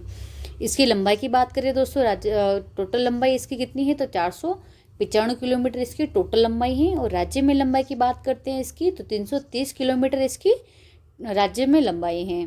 और फिर लूणी नदी गुजरात के कच्छ के रण में विलीन हो जाती है लूणी नदी। तो कच्छ के रण में कौन कौन सी नदियाँ विलीन हो रही है? तो लूणी नदी कच्छ के रण में विलीन हो रही है, ये आपको याद रखना है। और पश्चिमी बनास भी कच्छ के रण में विलीन हो रही है और ये आपको याद रखना है। तो दोस्तों खंबात की खाड़ी में गिरने वाले भी याद रखना है आपको, और कच्छ के रण में गिरने वाली भी नदियाँ याद रखना है। तो खंबात की खाड़ी में जो नदियाँ गिरती है दोस्तों, खंबात की खाड़ी में कौन कौन सी नदियाँ गिरती हैं? तो खंबात की खाड़ी में दोस्तों माही और साबरमती नदी, दो नदियां हैं खंबात की खाड़ी में गिरती है दोस्तों। और पश्चिमी बनास और लूणी कहाँ गिरती है दोस्तों? तो ये कच्छ के रण में गिरती है, ये आपको याद रखना है। दोनों पॉइंट भी इंपॉर्टेंट क्वेश्चन है दोस्तों, ये एग्जाम में पूछा गया है। फिर आता है दोस्तों लूणी नदी कितने जिलों में बहती है राजस्थान में? तो 6 जिलों में ये नदी बहती है। कौन कौन से में? तो अजमेर में बहती है, फिर नागौर में बह कर फिर पाली, जोधपुर, बाड़मेर और जालोर में ये नदी बहती है लूणी नदी। लूणी नदी के दोस्तों उपनाम की बात करते हैं तो लूणी नदी को और कौन कौन से नामों से जाना जाता है? तो इससे आधी मीठी आधी खारी नदी कहते हैं, क्योंकि ये बालोतरा के बाद खारी हो जाती हैं। बालोतरा में ये नदी जैसे ही प्रवेश करती है उसके बाद इसका जल खारा हो जाता है दोस्तों, उससे पहले मीठा पानी रहता है इसका। तो आधी खारी आधी मीठी कौन सी नदी को कहते हैं? तो लूणी नदी को कहते हैं। फिर से पश्चिमी राजस्थान की गंगा कहते हैं। फिर कालिदास ने अपने ग्रंथों में से क्या कहा है? अंतसलीला कहा है। तो ये भी आपको इम्पोर्टेंट बनता है कि अंतसलीला कौन सी नदी को किस नदी का उपनाम है? तो लूणी नदी का उपनाम है। आधी मीठी खारी आधी मीठी आधी खारी कौन सी नदी का उपनाम है? तो लूणी नदी का है। और फिर जालोर में लूणी नदी को क्या कहते हैं? रेल, नाड़ा या सेल कहा जाता है, ये भी इम्पोर्टेंट बनता है आपके लिए। फिर लूणी का जल बालोतरा तक मीठा और उसके बाद खारा हो जाता है, इसलिए इसे आधी मीठी आधी खारी कहते हैं, ये पॉइंट आ गया है। और फिर बालोतरा राज्य का एकमात्र शहर है जो नदी के बहने के नीचे स्थित है, क्योंकि जब अधिक वर्षा होती है तो दोस्तों बाढ़ बालोतरा में सबसे पहले आती है। फिर आता है दोस्तों लूणी नदी थार मरुस्थल की सबसे बड़ी नदी है दोस्तों, ये भी आपको याद रखना है कि पश्चिमी राजस्थान की सबसे बड़ी नदी कौन सी है? तो लूणी नदी पश्चिमी राजस्थान की सबसे बड़ी नदी है। पश्चिमी राजस्थान की सबसे बड़ी नदी कौन सी है? तो लूणी नदी सबसे बड़ी नदी है। और लूणी नदी के किनारे दोस्तों तिलवाड़ा बाड़मेर में राज्य का सबसे प्राचीन मेला दोस्तों, सबसे प्राचीनतम पशु मेला जो मल्लीनाथ पशु मेला है दोस्तों, इसका आयोजन होता है। तो आपको क्वेश्चन ये भी पूछ ले आर्ट एंड कल्चर के हिसाब से कि मल्लीनाथ पशु मेला कौन सी नदी के किनारे पड़ता है? तो लूणी नदी के किनारे पड़ता है। और कहाँ पड़ता है मल्लीनाथ पशु मेला? तो तिलवाड़ा बाड़मेर में ये मेला पड़ता है। और राज्य का क्या है? सबसे प्राचीनतम पशु मेला है ये। फिर हम बात करते हैं दोस्तों लूणी की सहायक नदियों के बारे में। तो लूणी की सहायक नदियाँ कौन कौन सी हैं? तो पहली नदी आती है दोस्तों गुहिया नदी, पाली से निकलकर पाली में ही बांडी की ये सहायक नदी है गुहिया। फिर लूणी की बाईं ओर से सहायक नदियों में सर्वप्रथम उद्गम गुहिया का ही होता है। तो लूणी के सहायक में सबसे पहले नदी कौन सी मिलती है? तो गुहिया मिलती है। फिर नेक्स्ट नदी आती है दोस्तों बांडी नदी, इसका उद्गम कहाँ से होता है? हेमावास की पहाड़ियाँ पाली से इसका उद्गम होता है। और पाली शहर दोस्तों बांडी नदी के किनारे पर ही बसा हुआ शहर है पाली शहर। फिर बांडी नदी पर दोस्तों कौन सा बांध बना हुआ है? तो हेमावास बांध बांडी नदी पर पाली में बना हुआ है। इंपॉर्टेंट क्वेश्चन बनता है हेमावास बांध का दोस्तों, क्वेश्चन एग्जाम में पूछा गया है क्वेश्चन है। हेमावास बांध कौन सी नदी पर बना है? तो बांडी नदी पर पाली में बना हुआ है।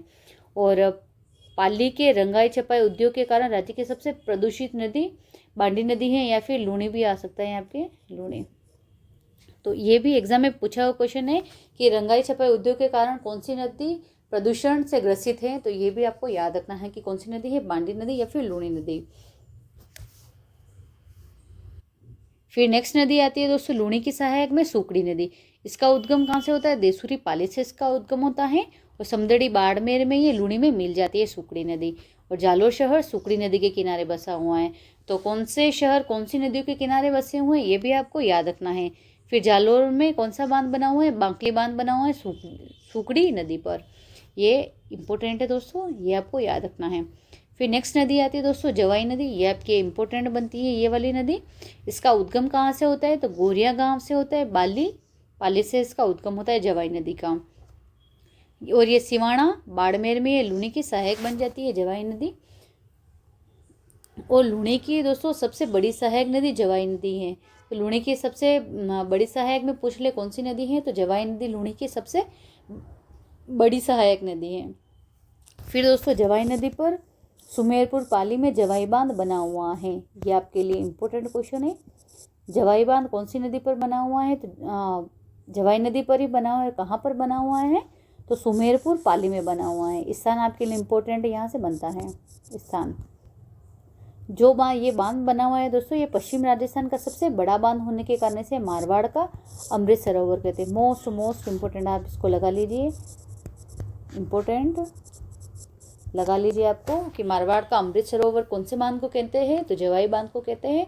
और ये पश्चिम राजस्थान का क्या है? ये सबसे बड़ा बांध है ये, जैसे मारवाड़ का अमृत सरोवर कहते हैं। ये एग्जाम में पूछा हुआ क्वेश्चन है दोस्तों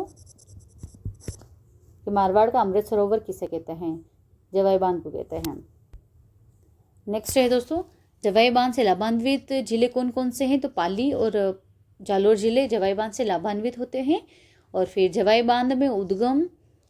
बांध में उदयपुर की सेई नदी का सेई जल सुरंग राजस्थान की प्रथम जल सुरंग है दोस्तों, इससे लाया जाता है। दोस्तों जवाई बांध बना हुआ है, यहाँ पर जल कैसे लाया जाता है? तो जो उदयपुर में नदी है दोस्तों सेई नदी है, यहाँ पर एक सुरंग बनाई है, सेई जल सुरंग नाम रखा है जिसका। और ये राजस्थान की प्रथम जल सुरंग है और यहाँ से इसमें जल लाया जाता है। तो आपको ये भी क्वेश्चन पूछ ले कि राजस्थान की पहली जल सुरंग कौन सी है? तो सेई जल सुरंग है। और कहाँ पर ही है? उदयपुर में स्थित है। तो ये राजस्थान की दोस्तों प्रथम जल सुरंग है। ये आपके इम्पोर्टेंट क्वेश्चन है दोस्तों, और ये RPSC ने अपने एग्ज़ाम में ये क्वेश्चन पूछा हुआ है ये एग्ज़ाम में क्वेश्चन। फिर नेक्स्ट नदी आती है दोस्तों जोजरी या जोजड़ी नदी, इसको तो आप मोस्ट इम्पोर्टेंट इस नदी को लगा लीजिए, लूणी की सहायक में जोजड़ी नदी। इसका उद्गम कहाँ से होता है? तो पोंडलू गांव नागौर से जोजड़ी नदी का उद्गम होता है दोस्तों। और लूणी नदी की एकमात्र सहायक नदी जिसका उद्गम अरावली की पहाड़ियों से नहीं होता है। तो ये भी आपके लिए इम्पोर्टेंट क्वेश्चन बनता है, ये एग्जाम में पूछा हुआ है कि लूणी की एकमात्र कौन सी सहायक नदी है जिसका उद्गम अरावली की पहाड़ियों से नहीं होता है? तो कौन सी नदी है दोस्तों? जोजड़ी नदी है। और लूणी की दाएं ओर से एकमात्र सहायक नदी है दोस्तों, ये लूनी नदी है, ये इसका दायां किनारा है और ये इसका बायां किनारा है। तो सारी नदियां इधर से मिलती है इस साइड से, और बाएं नदी से ये एकमात्र जोजड़ी नदी है जो इसकी दाईं एकमात्र सहायक नदी है। और ये इसीलिए कह रहे हैं कि लूनी की एकमात्र सहायक नदी जिसका उद्गम अरावली की पहाड़, क्योंकि अरावली तो इधर रह जाती है दोस्तों, तो यहाँ से लगभग जो नदियाँ मिलती है लूनी में वहाँ से इनका उद्गम होता है, लेकिन ये इधर से आती है तो इसका उद्गम अरावली की पहाड़ों से नहीं होता है जोजड़ी नदी का। तो आपको यहाँ से अच्छे से कथन वाले क्वेश्चन भी यहाँ से आपको पूछ सकते हैं जोजड़ी नदी से। फिर जोजड़ी नदी पर जोधपुर में जसवंत सागर या पिचियाक बांध बना हुआ है, तो ये भी आपके लिए इम्पोर्टेंट क्वेश्चन बनता है। जोधपुर में जसवंत सागर पर ये पिचियाक बांध बना हुआ है जोजड़ी नदी पर। फिर आता है दोस्तों, ये थे दोस्तों आपके हमने दोस्तों 2 तरीके की नदियाँ पढ़ ली है, बंगाल की खाड़ी में गिरने वाली नदियाँ, और अब हमने पढ़ी है अरब सागर में गिरने वाली नदियाँ। ये दोस्तों 2 हमने कंप्लीट कर लिए। राजस्थान के अफवाह तंत्र में 2 प्रकार की नदियाँ हमने पढ़ ली हैं। अब नेक्स्ट आती है दोस्तों राजस्थान की आंतरिक प्रवाह की नदियाँ। तो आंतरिक प्रवाह की नदियाँ कौन सी नदियाँ होती है दोस्तों? तो ये वो नदियाँ होती हैं जो अपने ही क्षेत्र में बहती है और थोड़े आगे जाकर ये विलुप्त हो जाती हैं, किसी अन्य राज्य में नहीं बहती हैं। फिर आती है इसमें कौन सी सबसे बड़ी नदी है दोस्तों?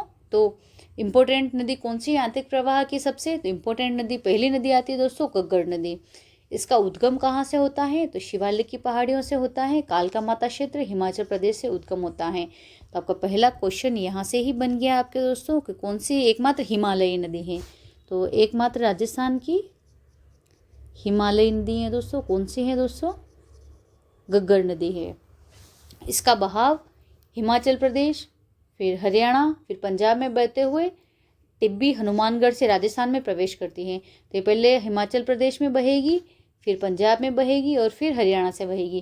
तो यही क्वेश्चन अभी दोस्तों कांस्टेबल का जो एग्ज़ाम हुआ था, पुलिस कांस्टेबल का जो एग्ज़ाम हुआ, उसमें ये क्वेश्चन पूछा गया है कि जो घग्गर नदी है वो राजस्थान में कौन से राज्य से प्रवेश करती है।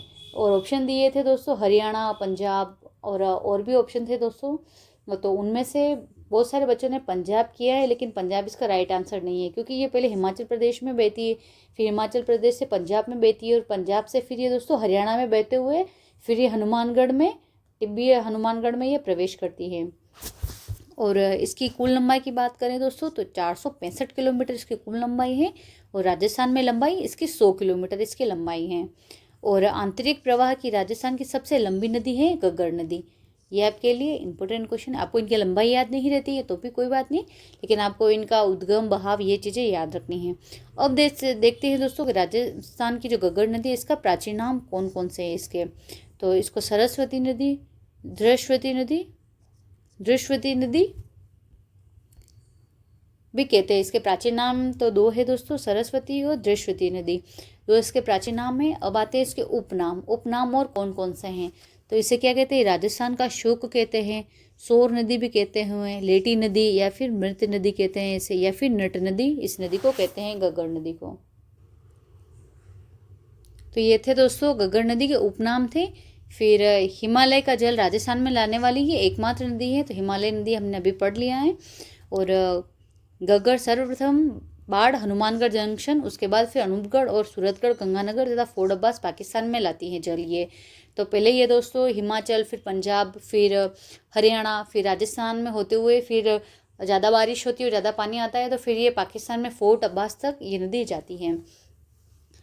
इसका पानी फोर्ट अब्बास पाकिस्तान तक भी जाता है। तो ये भी आपका क्वेश्चन बनता है कि राजस्थान की कौन सी नदी है जो अपना जल पाकिस्तान तक ले जाती हैं। तो घग्गर नदी इसका राइट ऑप्शन होगा।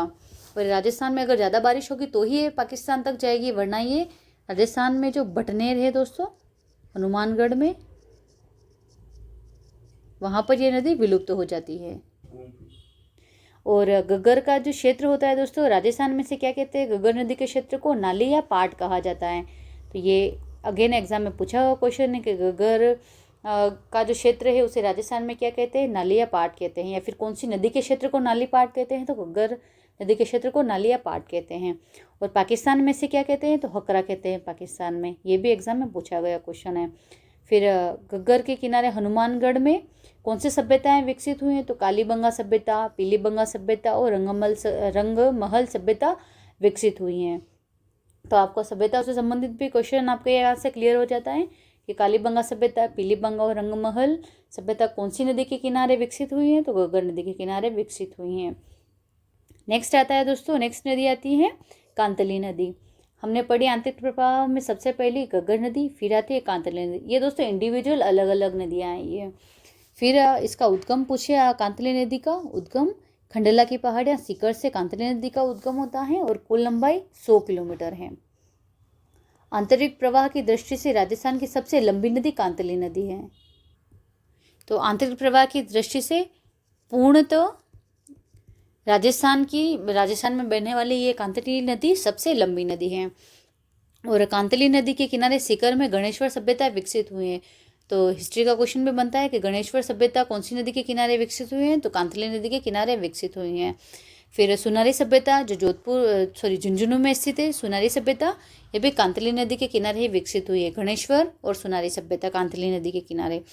फिर एक इम्पोर्टेंट फैक्ट और बनता है दोस्तों कि बीकानेर और चूरू में कोई नदियाँ नहीं बहती है। 2 जिले ऐसे हैं दोस्तों, राज्य के 2 जिले कौन कौन से हैं? बीकानेर और चूरू। यहाँ पर एक भी नदी नहीं बहती है। तो ये भी आपको याद रखना है कि राज्य में कितने जिले हैं जहाँ पर एक भी नदी नहीं बहती है। तो बीकानेर में एक भी नदी नहीं है और चूरू में भी एक भी नदी नहीं बहती है। इन दोनों में कोई भी एक भी नदी नहीं है। फिर नेक्स्ट नदी आती है दोस्तों आपकी बाणगंगा नदी आंतरिक प्रवाह की। इसका उद्गम कहाँ से होता है? तो बेराट की पहाड़ियाँ जयपुर से बाणगंगा नदी का उद्गम होता है और ये जयपुर, दौसा, भरतपुर में बहते हुए दोस्तों यूपी में विलुप्त हो जाती है ये नदी। और इसलिए इसे रुंडित सरिता भी कहा जाता है बाणगंगा नदी को। इसे अर्जुन की गंगा भी कहते हैं। अर्जुन की गंगा, ताला नदी, ये भी इसके अन्य नाम है बाणगंगा नदी के। फिर इसके उपनाम की बात करते हैं हम। उपनाम कौन कौन से? तो अर्जुन की गंगा, ताला नदी, रुंडित सरिता और तीर गंगा बाणगंगा नदी के उपनाम हैं। और बाणगंगा के किनारे जयपुर में ही बेराट सभ्यता विकसित हुई हैं। तो ये भी आपको याद रखना है कि बेराट सभ्यता कौन सी नदी के किनारे विकसित हुई है? तो बाणगंगा नदी के किनारे विकसित हुई हैं। फिर आती है नेक्स्ट नदी दोस्तों साबी नदी। इसका उद्गम कहाँ से होता है? तो सेवर की पहाड़ियाँ जयपुर से साबी नदी का उद्गम होता है। और ये रीट एग्ज़ाम में क्वेश्चन पूछा है 2023 में जो एग्ज़ाम हुआ था दोस्तों, उसमें पूछा था साबी नदी का उद्गम पूछा था। फिर ये अलवर में बहते हुए पटौदी हरियाणा में ये नदी विलुप्त हो जाती है साबी नदी। और जोधपुरा सभ्यता है दोस्तों जयपुर में, जोधपुरा सभ्यता ये साबी नदी के किनारे ही विकसित हुई हैं। ये थे दोस्तों साबी नदी। नेक्स्ट नदी आती है दोस्तों रूपारेल नदी आंतरिक प्रवाह की। इसका उद्गम कहाँ से होता है? तो उदयनाथ की पहाड़ियाँ अलवर से इसका उद्गम होता है। और भरतपुर में मोती झील में ये नदी विलुप्त हो जाती है रूपारेल नदी। और रूपारेल नदी को दोस्तों भरतपुर की जीवन रेखा कहते हैं। तो अगेन आपके लिए मोस्ट इम्पोर्टेंट क्वेश्चन बनता है, एक तो इसको उद्गम से लेकर इम्पोर्टेंट बनता है और एक इसकी कि रूपारेल नदी को कौन से जिले की जीवन रेखा कहते हैं? तो भरतपुर की जीवन रेखा और रूपारेल नदी। और इसका उद्गम कहाँ से होता है? तो उदयनाथ की पहाड़ियों से होता है। ये भी आपके रीट एग्जाम में पूछा गया क्वेश्चन है। नेक्स्ट नदी आती है दोस्तों कुकुंद नदी आंतरिक प्रवाह की भरतपुर की नदी है, भरतपुर में बहती है कुकुंद नदी। फिर आती है दोस्तों नेक्स्ट नदी काकने या मसूरदी नदी। इसका उद्गम कहाँ से होता है दोस्तों? तो कोठारी गांव जैसलमेर में इसका उद्गम होता है काकने या मसूरदी नदी का। और ये मीठा खाड़ी स्थान पर ये विलुप्त हो जाती है, या फिर बूझ झील भी कहते हैं इसके, बूझ झील में विलुप्त हो जाती है। इसके लंबाई की बात करें दोस्तों तो 17 किलोमीटर इसकी लंबाई है और आंतरिक प्रवाह की राज्य की ये सबसे छोटी नदी है। तो क्वेश्चन ये अगेन बनता है आपके कि आंतरिक प्रवाह की राज्य की सबसे छोटी नदी कौन सी है? तो काकने या फिर मसूरदी नदी है आंतरिक प्रवाह की सबसे छोटी नदी। फिर ये जैसलमेर में दोस्तों बूझ नहीं है, ये बूझ है। ये कौन सी झील का निर्माण करती है? काकने, तो बूझ झील का ये निर्माण करती हैं काकने नदी। तो ये थी दोस्तों आपके आंतरिक प्रवाह की नदियाँ हमने पढ़ी। हमने बंगाल की खाड़ी की में गिरने वाली नदियाँ पढ़ ली है, हमने अरब सागर में गिरने वाली नदियाँ पढ़ लिए, फिर हमने आंतरिक प्रवाह की नदियाँ पढ़ ली, अफवाह क्षेत्र के तीनों हमने प्रकार पढ़ लिए हैं। अब नेक्स्ट आता है दोस्तों सांबर झील में गिरने वाली नदियाँ, कि सांबर झील में दोस्तों कौन कौन सी नदियाँ गिरती हैं, आपको इनको एक सरसरी निगाहों से भी देख लेना है। सांबर नदी में गिरने वाली नदियाँ, क्योंकि यहाँ से मिलान वाला क्वेश्चन पूछा जाता है कि बताइए कि कौन सी नदियाँ सांबर झील में गिरती है और कौन सी नदियाँ नहीं गिरती हैं। तो ये आपको यहाँ से अच्छे से याद रखना है, सिर्फ नदियों के बारे में याद रखना है कि कौन सी गिरती है और कौन सी नहीं गिरती हैं। कौन सी नदी गिरती है दोस्तों सांबर झील में? फर्स्ट नदी आती है मेंथा नदी। उद्गम कहाँ से होता है? मनोहरपुरा की पहाड़ियाँ जयपुर से, और नागौर दिशा से सांबर में मिल जाती है मेंथा। फिर आती है खंडेला नदी, इसका उद्गम खंडेला सीकर से होता है, नागौर या उत्तर दिशा से सांबर में गिर जाती है ये भी। तो मेंथा खंडेला दो सांबर में गिरी। फिर आते हैं खारी थड़, ये नदी भी सांबर में गिरती है दोस्तों। इसका उद्गम कहाँ से होता है? अजमेर से निकलती है और अजमेर दिशा से ही सांबर में गिर जाती है ये नदी। नेक्स्ट नदी रूपनगढ़ नदी, ये भी सांबर झील में गिरती है। इसका उद्गम कहाँ से होता है रूपनगढ़ का?